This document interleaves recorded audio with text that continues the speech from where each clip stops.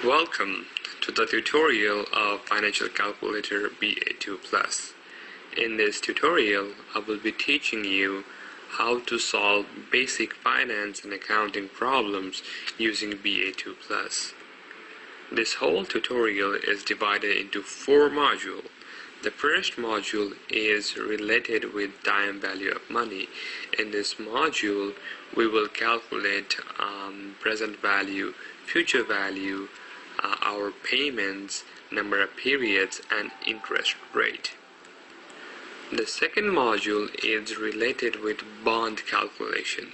In this module, we will look how to calculate the price of a bond, how to calculate the yield of a bond, and how to calculate the duration of the bond. The third module is related with net present value, internal rate of return, and calculation of mixed internal rate of return. And finally, we have a fourth module in which we will look at more complex cash flows. We will look into auto financing and mortgage financing.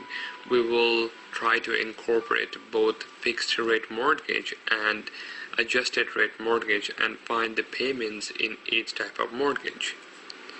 Let's start with the time value of money.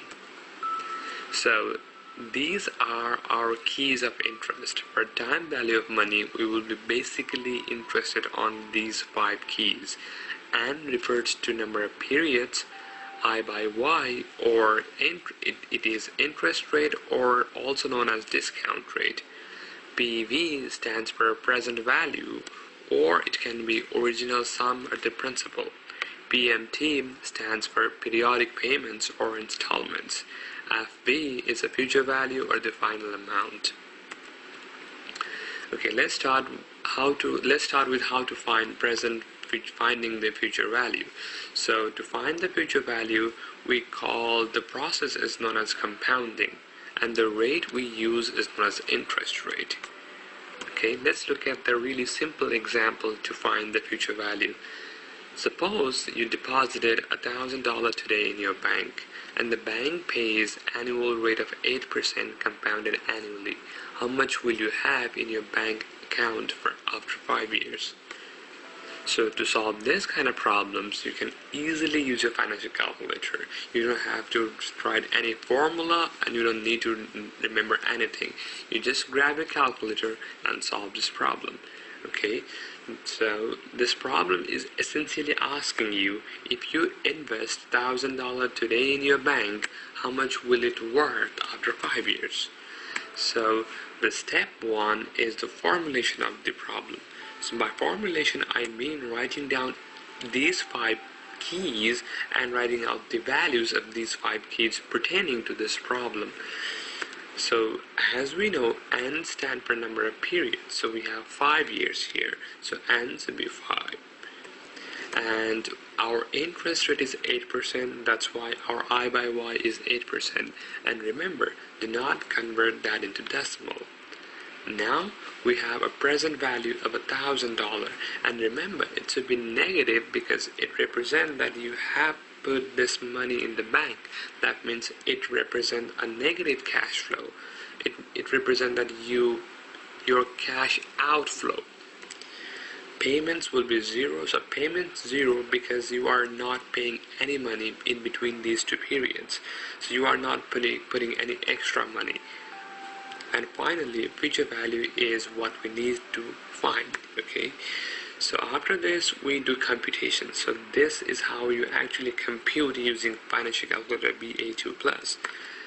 At first, you press the on button and then press 5. So how this works is that you have to input the number first, and then you have to press the keys. So if you want to say your N is 5, you gotta press 5 first and then press N. So let's say when we press 5, the 5 will appear on your screen, and after that you can press N. In this way, the calculator now knows that N equals 5.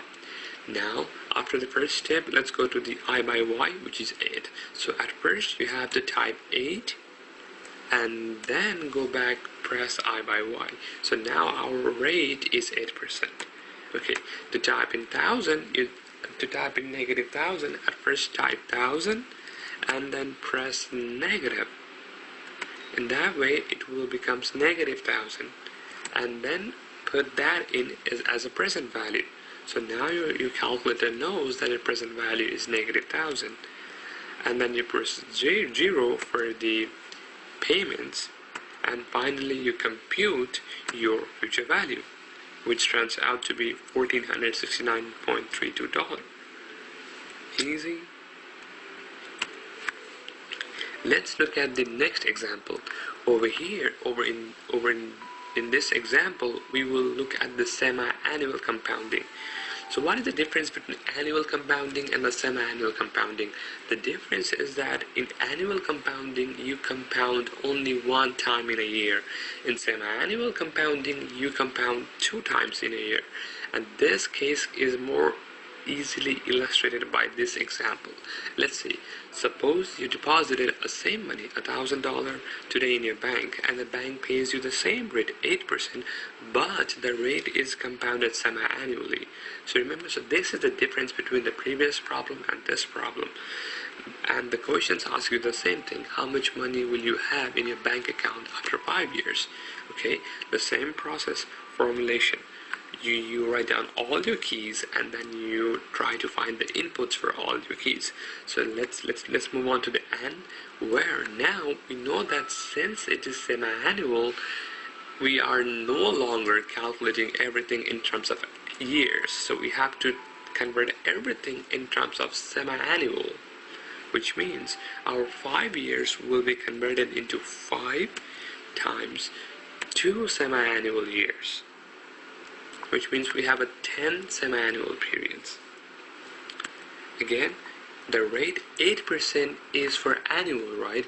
So we cannot use the rate of 8% annual. We have to use the semi-annual rate. So to find semi-annual rate, all you have to do is that take that 8% and divide that by 2.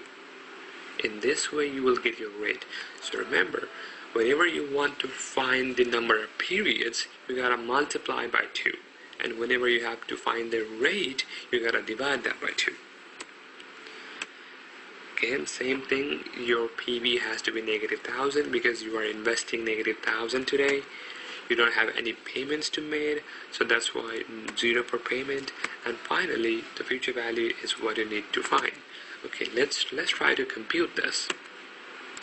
So first step, you press the on button and then you press 5 times 2 to get your n, and then press equals, you will have 10, and then input this 10 into n, so n should be equals to 10.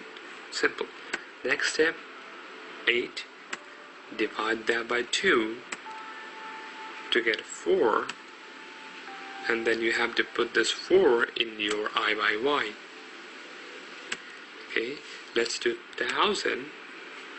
At first enter 1000 and then enter negative and then enter into present value, and finally 0 for payment, and compute your future value,